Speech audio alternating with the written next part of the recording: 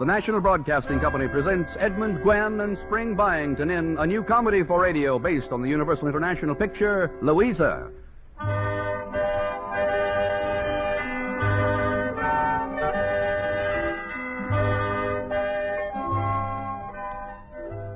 My name is Hal Norton. Louisa's my mother.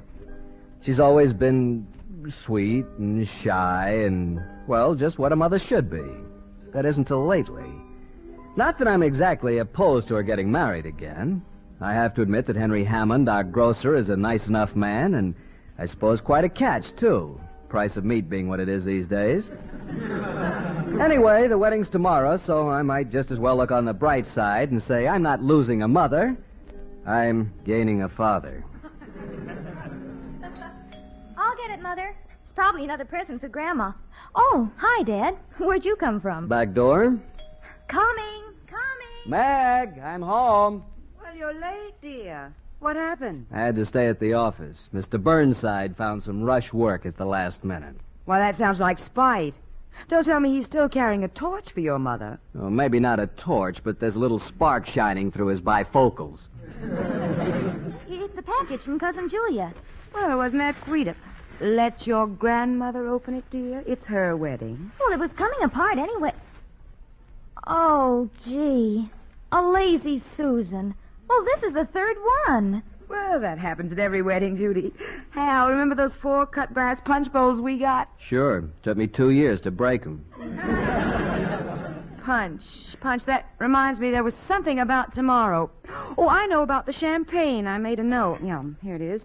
Mr. Hammond says to be sure to get extra dry, French, of course, vintage 1928 or 1934, or as a last resort, 1937. As a last resort, we're going to drink California 1951. Oh, but Hal, Meg, you just don't realize what this wedding's costing. Flowers, new dresses for you and Judy, champagne and supper for half the people in Lakeview. Well, it could be worse, dear. Mr. Hammond's giving us the groceries at a discount. Well, that's darn nice of Mr. Hammond. I'm giving him my mother for nothing. Oh, Hal. Well, I'm sorry, Meg. It's just that, well, marrying off Mother wasn't in our budget this year. I'll get it. Good evening, Mr. Norton. Reverend White, you're a day early. Early? Well, not exactly, Mr. Norton. You see, I usually try to call on the bride and groom a day or so before the ceremony. Is your mother in? Well, she was around about half an hour ago when Mr. Hammond came. Mother! He's going to take my handkerchief, Henry. There's a smear of lipstick on your cheek. I regard this as a badge of honor, Louisa. However, if... Are you in the garden? Yes, Meg. Mr. Hammond and I are just sitting in the hammock doing a little last-minute planning. Well, Reverend White wants to talk to you. We'll come right inside. Oh, that won't be necessary. Oh, good evening, Reverend White. Good evening, Mrs. Norton, Mr. Hammond. Good evening. It's a lovely evening. Yes. And since the wedding's to take place in the garden anyway... The garden? Oh, no, it's to be in the living room. Living room? Oh, but I thought that... Well, I mean that... well, Mr. Hammond I said... took the liberty of suggesting the garden to Reverend White, Louisa. I thought a touch of springtime in the Indian summer of our lives would be very appropriate. Oh, Henry. But what if it should rain? Rain? Oh, that's most unlikely, my dear. Why, when I was in the British Navy, I did a bit of weather forecasting, yes. I think tomorrow we can count on a temperature of between 72 and 78 degrees and a cloudless sky. Except perhaps for a few harmless cumulus. I'm sure you're right, Henry. But Meg has planned on the living room. Oh. Well, of course, I wouldn't want to cause any trouble. One more thing won't make any difference. I can unfold the chairs anywhere. Where's Louisa? Don't try to hide her from me. Meg, it's Mr. Burnside. I know, Hal. I heard his mating call. But it's settled then, my dear? We'll have the wedding outside. Well, there's no doubt that a garden wedding is romantic, Henry. But I was a little sniffly last night, and I do think I might feel a little more comfortable inside. Louisa is absolutely right. Mr. Burnside, wouldn't you like A to... garden is no place for a wedding this month unless you have some desire to get married in a blizzard. I think, Mr. Burnside, this only concerns Louisa and me, since we are the ones who are getting married. It's perfectly obvious, Louisa, that Hammond hasn't the slightest bit of consideration. he's willing to let you catch pneumonia rather than give up a point. Abel, Henry is certain it isn't going to rain tomorrow. I have lived around here for 50 years, and it always rains this time of the year. What day is tomorrow? It's the 14th. Exactly.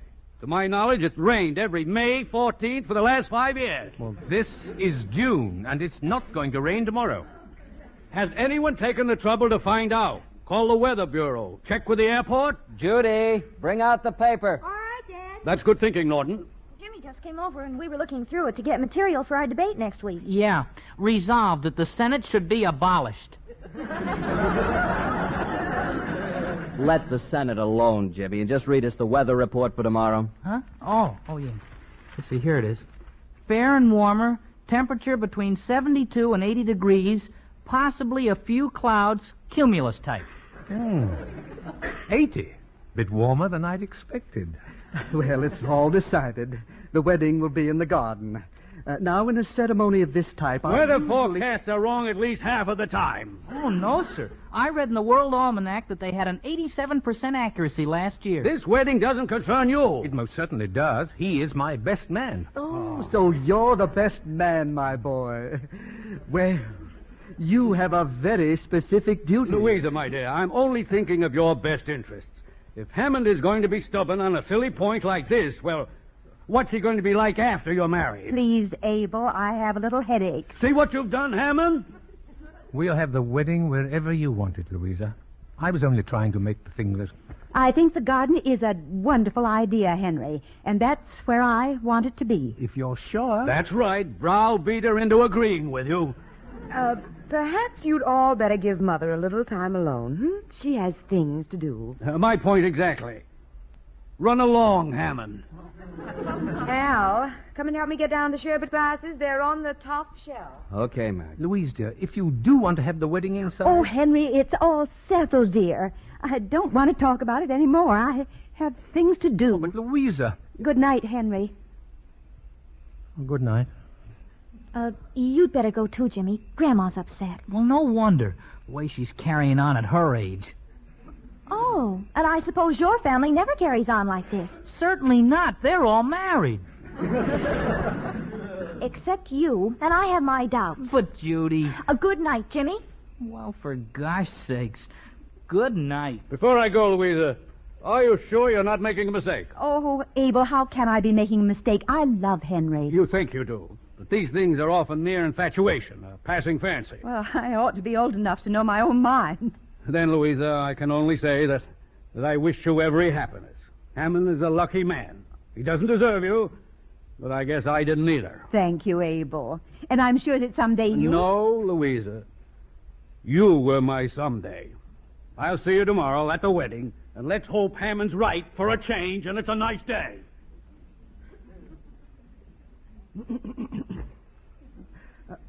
Oh, Reverend White, I'm terribly sorry. I guess we forgot about you.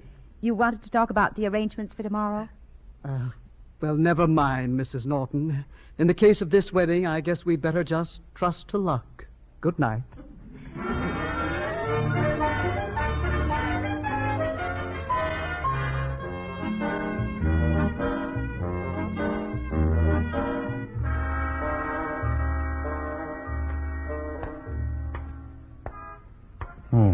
No excuse for a poor loser. And that's what Burnside is. No two ways about it. Hop in, Mr. Hammond. I'll give you a lift. Oh, thanks, Jimmy.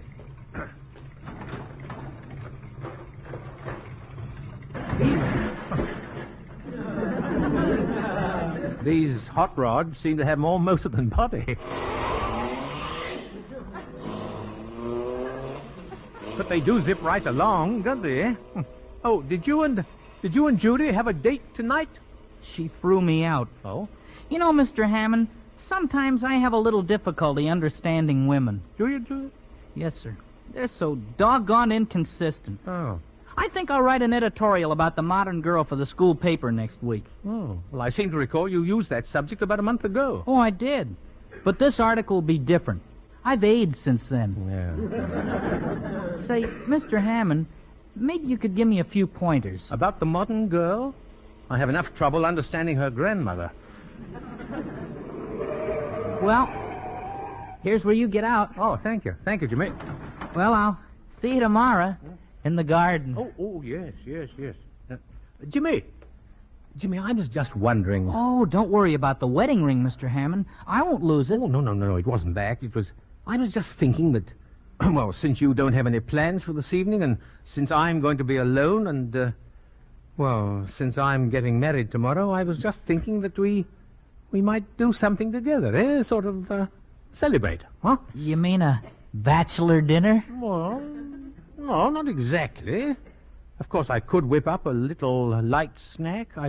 My rooms above the grocery store aren't equipped for serious cooking, but I think I could manage a little pâté de foie gras, some vichyssoise, a bit of tinned pheasant, a Caesar salad, and perhaps for the meat course a few slices of grenadine of beef, béarnaise. Huh? How does that sound? Oh, I don't think I'd better, Mr. Hammond. I'm driving. Come along, Jimmy, come along. After all, we're only young once.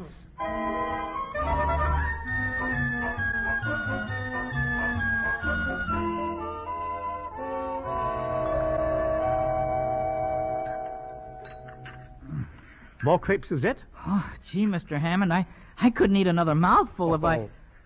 Well, I guess there's no point letting them go to waste. That's the spirit. Here, there's only 3 left. Here you are. Oh, thanks. Well, this is your last night. Yep. Tomorrow you'll be a dead duck. Yes, in a manner of speaking. Boy, these are sure good. Yeah. Mrs. Norton's awful lucky to be marrying a cook like you. Oh, that's very flattering, Jimmy, but as a matter of fact, Mrs. Norton will be preparing the meals from now on. She will? Certainly, she'll want to, I'm sure. That's part of a wife's job. She'll have to be a pretty good cook to satisfy you. Oh, that isn't important, just as long as She does cook, doesn't she? Of course, I've had meals at the Nortons. Oh. But now, come to think of it, I don't know if Louisa... Well, frankly, we've never talked about cooking. Well, I guess it isn't important. No, not really.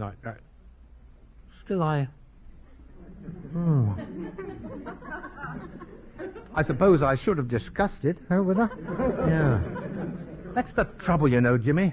A man rushes into things. Well, there's not much you can do about it now. This is your last night. Tomorrow you cash in your chips. Yeah. You, both gonna live here? Yeah, oh, yes. We did discuss that. Oh, that's all settled. Oh, it sure is a nice place. I like leather furniture, and those African spears on the wall are swell. Yes, thank you, Jimmy, thank you. Of course, it won't stay exactly, the same. I presume Louisa will want to make a few changes, add the woman's touch. Yeah. Oh, I don't think the woman's touch will do this place much good. Nothing serious, Jimmy. No, not...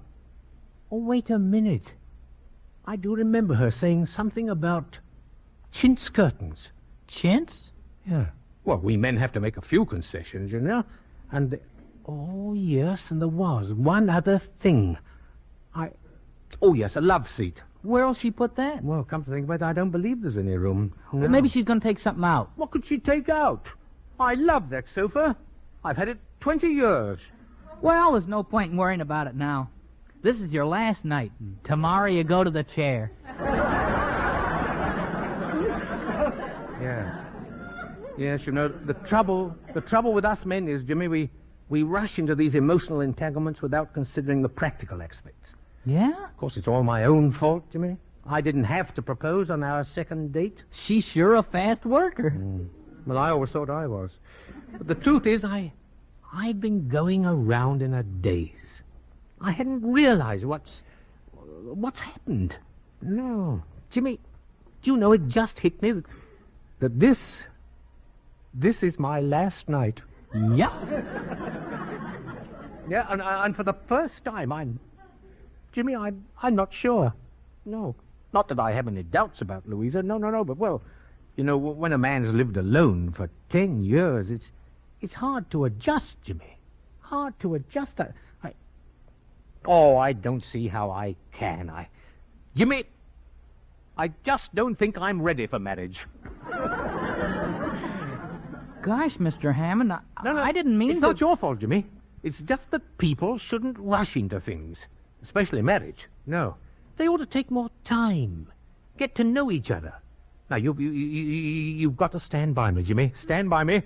I'll just have to call Louisa. We've got to postpone the wedding. Yeah.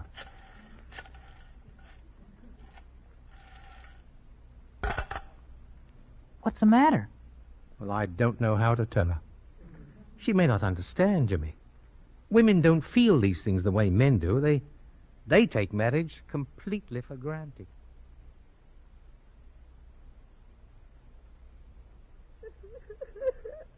Now, Mother, please, stop crying.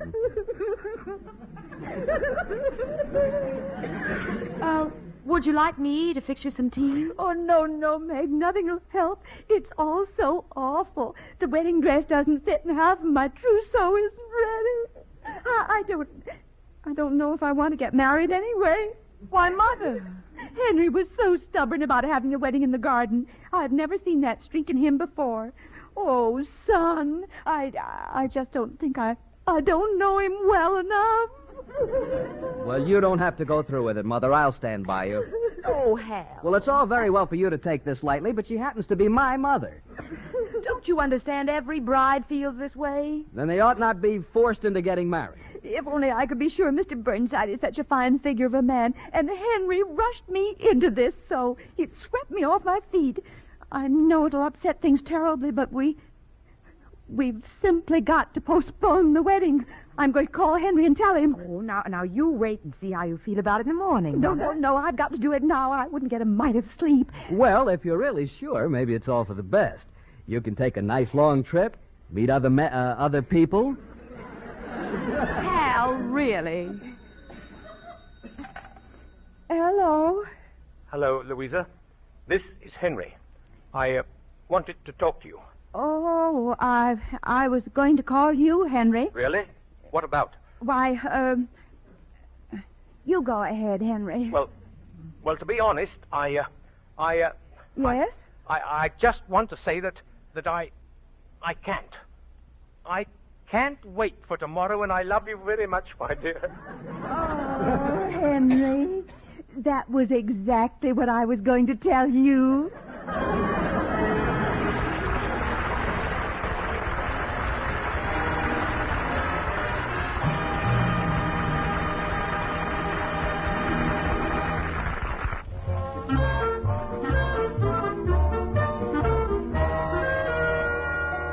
And now for the second act of Louisa, starring Edmund Gwenn and Spring Byington.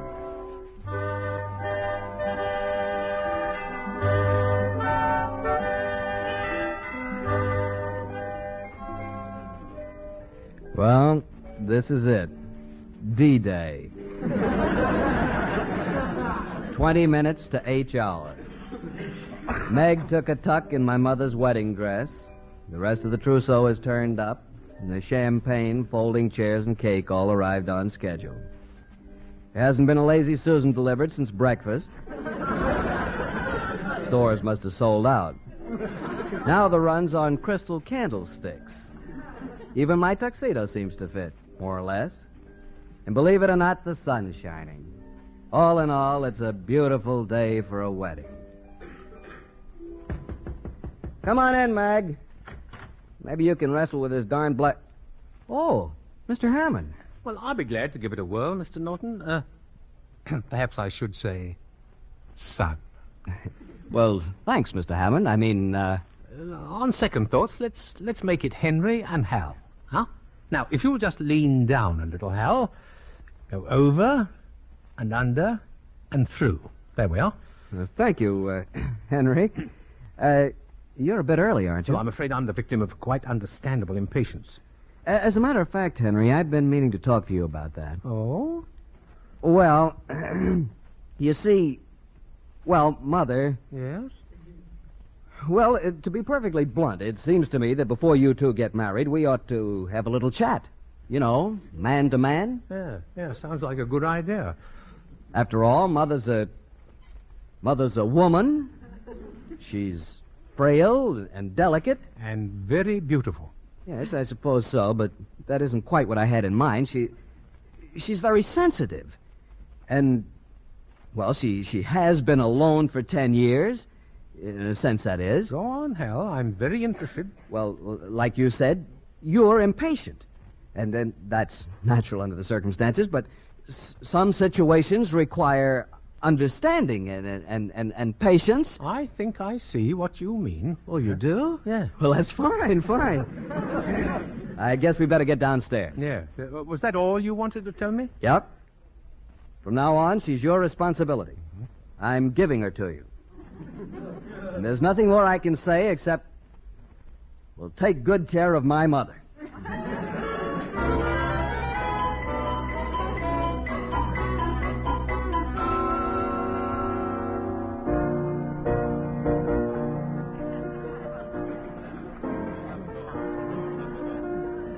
Doesn't Grandma look beautiful in her wedding dress? Yes, dear.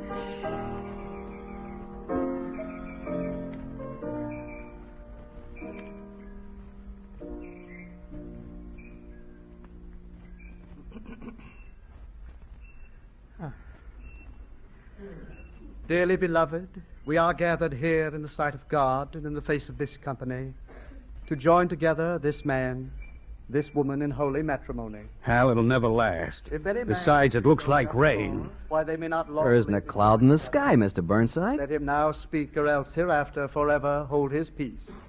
Look at that dark streak over the city hall. Wilt thou, Henry, have Louisa to thy wedded wife? My arthritis is starting up. That's the sure sign of a storm. Comfort her, honor and keep her, in sickness and in health, and forsaking all others, keep thee only unto her, so long as ye both shall live. There. I felt a drop. I will. What did I tell you? Wilt thou, Louisa, have Henry? To thy wedded husband? Henry, it started to rain. Wilt thou love him? Just a freak shower, my dear. Comfort him. It'll pass right over. Honor and keep him. Well, I'm getting soaked. In sickness and in health. It'll clear up in a second. In sickness and in health. Perhaps if we moved under a tree. Oh, this is awful. And forsaking all others. Jimmy Blake, get up on the porch at once. You'll catch your death of cold. But, Mother, I'm the best man. Forsaking all others. Keep thee only unto him as long as ye both shall live. Henry, Say I will. if I start sneezing, I can't stop. God bless you, dear. Here, take my coat. As long as ye both shall live. There, I started. If only you hadn't insisted on the garden. Abel said it would rain. Perhaps you should be marrying Abel. Say I will. Oh, perhaps I should. Oh, good thing I found out in time. Why, Henry, I'm going inside. No, Louisa, please wait. I didn't mean to... You have sense enough to come in out of the rain.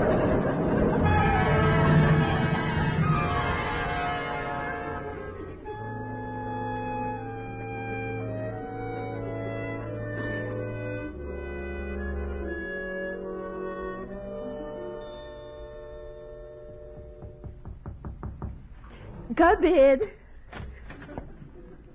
Louisa, What are you doing here, Henry? Haven't I told Hal not to let you inside the house? I sneaked up the back stairs, dear. I heard you were in bed, Louisa, and so I brought you some beef broth and a few lilacs and a little perfume. Well, you could just take your beef broth and lilacs right back down the back stairs. And your perfume, too. I couldn't smell it. Well, I don't blame you for feeling this way, Louisa. You're absolutely right. I'm a stubborn old man who ought to be left alone for the rest of his life. Well, you certainly should. If I were in your place, my dear, I wouldn't even speak to me again. What makes you think I'm going to? Well, you can have your pick of men. I can see why you prefer Abel Burnside. He has a good deal more security than I have, and he's older. Only 18 months. Besides, I never said I preferred him. No, I know you didn't, and I'm grateful for that. But after I got home last night, I couldn't help seeing your point, Louisa. My dear, you don't know how terrible I felt. For the first time in my life, I knew what loneliness was. Oh, Henry, if you're really sorry... Profoundly. It does take a big man to admit that he's wrong. No, Louisa, I won't let you forgive me. No, I'm not worthy. Now, of it. Henry, don't exaggerate. No, it wouldn't be fair. I've made up my mind. I'm going to get out of your life, and there's nothing you can do to prevent it. You might let me make up my mind about that, Henry. Well, you're too sweet to hurt me, Louisa. That's why I'm leaving Lakeview. I decided to sell the grocery store, and Henry, have you caught cold? No, of course not. I've never had a sick day in my... How about you come right over here and let me feel your forehead? Now, Louisa... Henry? Yes, dear? Yes, you do. You have a temperature. Well, then I'll go home and take some hot whiskey. And be all alone. For no one to look after you. Don't be silly. The guest room's all ready. You can go in there. Now, Louisa, you mustn't get up. Doctors, I feel fine. Now, here, hand me my robe. I'll get you an extra blanket. We'll put a mustard plaster on your chest. By morning, you'll be a doobad. Yeah, but you shouldn't go to all this... Oh, after what happened yesterday, I'm not even sure if we're still engaged. Of course we're engaged, Henry. It's obvious that you really do need me. Now, where'd you put that beef broth? I'll heat it and fix some toast. Oh, Louisa, my dear, you're what?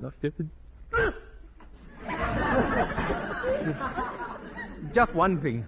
One thing, Louisa, about that rain. Oh, Henry, that wasn't your fault. Even the newspapers said it was one of the most unusual storms on record. Yeah.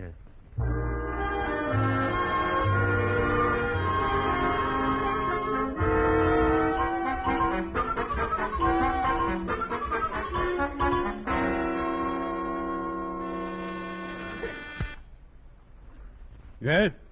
May I come into your office, Mr. Burnside? I'd like to go over this last batch of bills. No, certainly. There's one item I don't understand. I'll look it over later. Well, what's happened to your mother and Hammond? Henry's recovering from a slight touch of the flu. Really? About this bill from the Seacoast Charter Service. And the wedding's off? No, just indefinitely postponed. How unfortunate. This statement from the Air Service, I don't believe we've ever dealt with them before. $700 for renting a plane and a pilot. Never mind, Hal. Just pay it. But there's something else I can't even make out. It looked I said pay it. like a half-ton of dry ice. Now, why would we be hiring a plane and dry ice? The only thing they're used for is rainmaking, and we... Rainmaking? Mr. Burnside! Send him a check. They were worth every penny.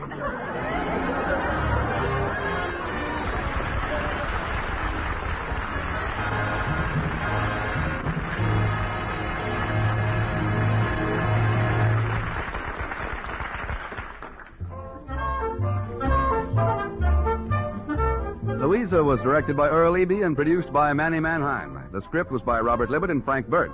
The music conducted by Robert Armbruster. And now here once again are Louisa and Henry.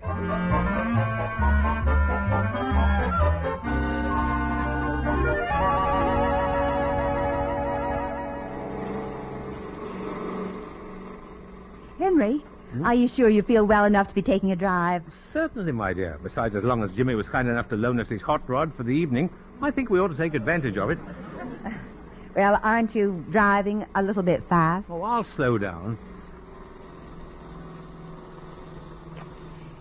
Still seems that you're going a little too fast, Henry. Yes, sir? Couldn't we go a little slower, Henry? Well, if we do, Louisa, we'll be parked.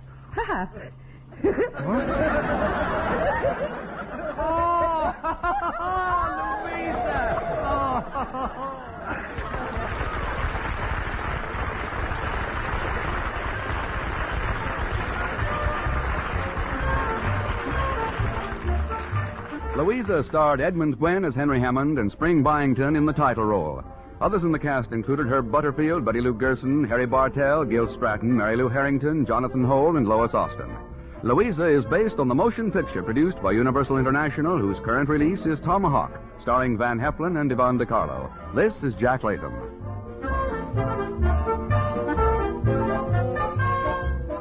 This has been an NBC Hollywood Program Department presentation.